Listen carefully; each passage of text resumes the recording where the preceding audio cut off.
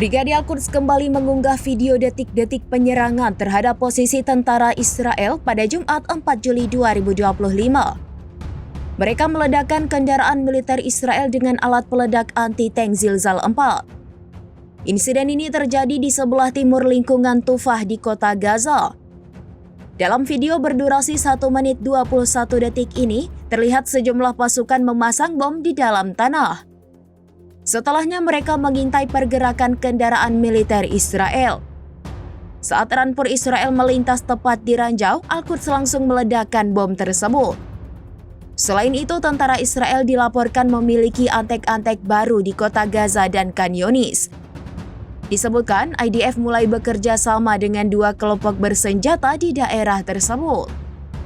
Dikutip dari Tribun News pada Jumat 4 Juli 2025, kelompok-kelompok tersebut juga menerima dukungan logistik serta gaji dari otoritas Palestina. Mereka bertugas untuk melemahkan kendali Hamas atas jalur Gaza. Kedua kelompok itu dituding melakukan penjarahan bantuan kemanusiaan.